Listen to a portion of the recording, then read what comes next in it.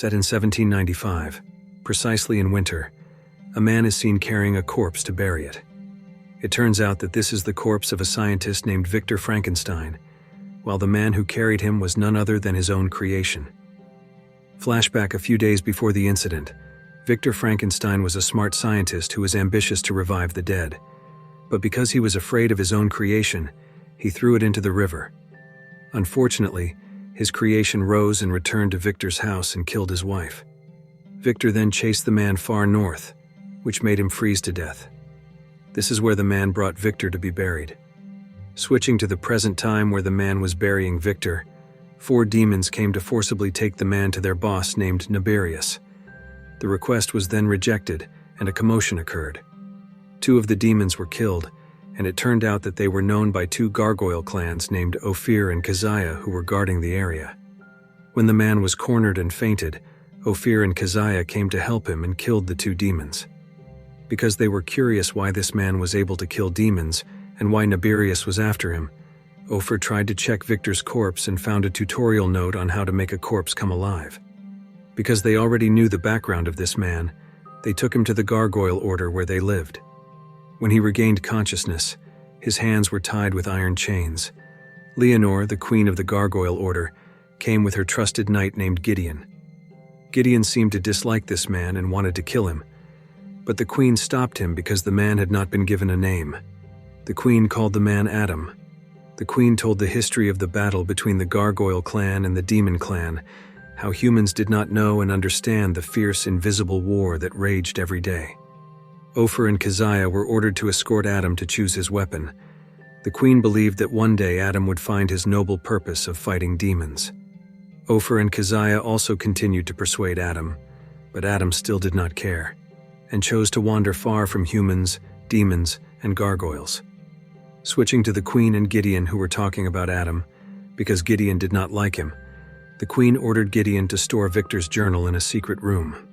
At the same time, Adam was seen leaving the gate and traveling the world, year after year. But Adam did not reap and did not die like ordinary humans, and it seemed that he was also still hunted by the demons sent by Naberius. Because he was tired of hiding, Adam turned around. Adam is now hunting Naberius. After 200 years, there have been many changes in the city. A fight occurred in a narrow alley that killed a policeman who tried to secure them. When he chased a fleeing demon, he was caught by Ophir. Scene change. A mysterious man named Wessex was seen with 2 of his scientists, who tried to revive a dead rat with modern equipment and techniques. Unexpectedly, the experiment that had been carried out for 3 years succeeded in reviving a rat that had previously died. It was revealed that the mysterious elderly man named Mr. Wessex was none other than the Prince of Darkness, named Naberius. He received a report that Adam had returned and killed 7 of his members, which made him furious. Switch to Adam, who was brought by Ophir to the order. He was seen by Naberius's spy named Zuriel. With a landing that was not smooth at all, Adam was immediately detained for being reckless in killing demons, which resulted in a human dying. At the same time, Naberius ordered Dr. Wade to immediately try to revive corpses like Victor did, but Dr. Wade said that human bodies were more complicated than rats, and they were not capable. Naberius, who was impatient, immediately looked for Victor's or Adam's journal, which was useful for fulfilling his ambition. Back to the order, where Adam was detained and immediately met by the Queen and Gideon. The Queen blamed Adam for being reckless and involving humans. Adam was left in custody because he was considered to endanger human safety. Here it was revealed that Adam was actually confused because he felt that he was not human, nor a gargoyle or a demon. Outside the cathedral, a group of demons gathered to attack the order. This was immediately reported by Ophir and Keziah, with an estimate that there were 50 demons gathered outside. After Gideon checked, it turned out that the group of demons had attacked. Without thinking, Gideon immediately ordered the others to attack. Unexpectedly, a large number of demons had been waiting on the roofs of buildings and were ready to attack, while the 50 demons at the beginning were just a trap. Due to the war tactics under Zuriel's command, the gargoyles were given a surprise attack that made them overwhelmed. This also caused some of them to die. Seeing this, Gideon ordered Ophir and Keziah to guard Adam, while he and the remaining gargoyles would fight the demons who had managed to enter the cathedral. The number of demons was more, and Ophir felt the situation was getting harder. He was forced to free Adam. Not long after, Keziah was severely wounded, while Ophir had to die first. The clock showed 12 o'clock, but the demons seemed endless, and Keziah also had to die following her friends, because of Gideon, who was once again provoked by a trap. When the attack stopped, the queen was kidnapped to be exchanged for Victor's journal. To save the queen, Gideon dared to go to the predetermined exchange location without escort and weapons. It turned out that Adam had sneaked in without them knowing, after the queens had been taken away. Adam immediately jumped from hiding to take the journal from Zuriel's hand.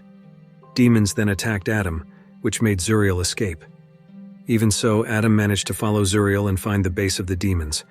When Adam sneaked in, he unexpectedly found tens of thousands of corpses hanging like cocoons. It was revealed why the journal was so valuable to Naberius. It turned out that he planned to revive all the corpses as vessels for the demons from hell. Moved to the laboratory where Dr. Wade and her colleague were studying Victor's journal. Suddenly Adam broke in, making them panic. When Dr. Wade gave the book to Adam, the guards came in with Naberius. How professional these demons were, they did not reveal their identity. So Dr. Wade and her colleague thought that they were all just ordinary people who intended to revive the dead. As the situation became more awkward, Adam jumped through the window and fell right on the roof of a train.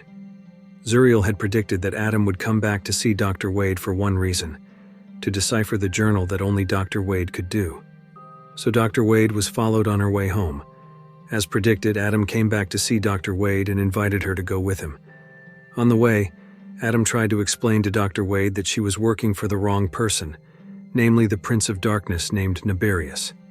Hearing this, Dr. Wade did not believe it, but instead thought that Adam had suffered a severe brain injury during the process of his revival.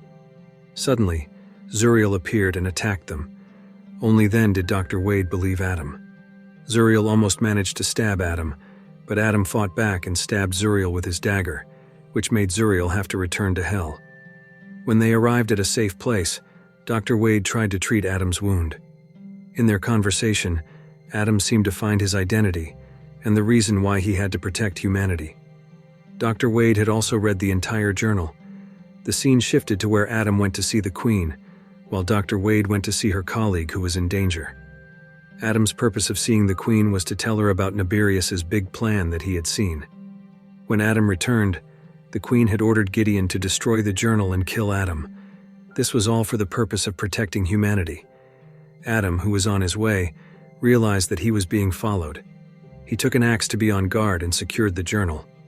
Gideon really enjoyed this, because from the beginning he did not like Adam. Unfortunately, Gideon had to die because of his own carelessness. Two men who saw this immediately reported it to the Queen. They scattered to look for Adam. In another place, Adam found the dagger that he had given to Dr. Wade. He knew that Dr. Wade had been kidnapped by the demons.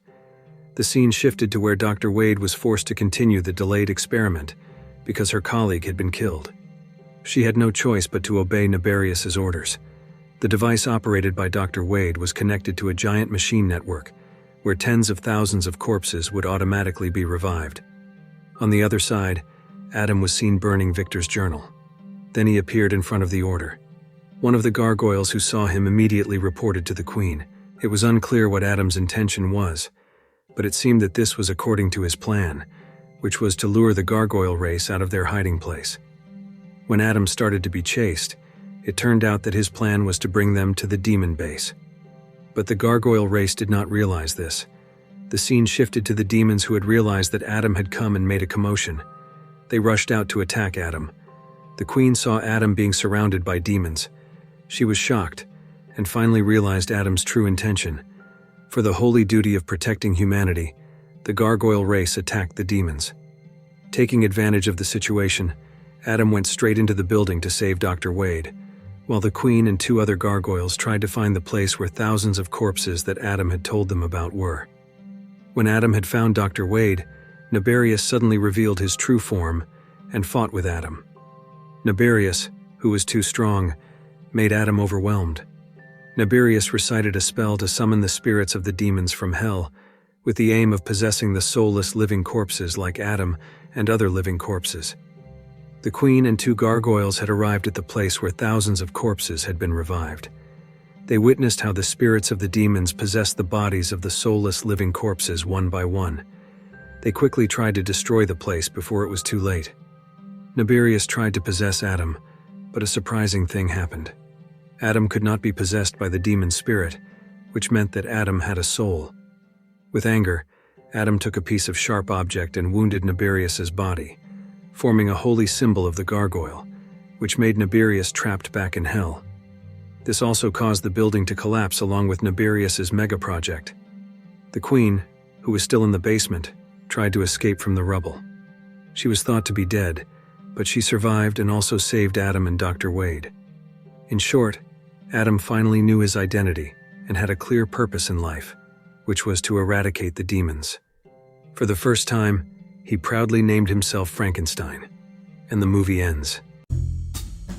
If you like this video, don't forget to subscribe, because by subscribing you have supported me to make better videos. See you in the next video.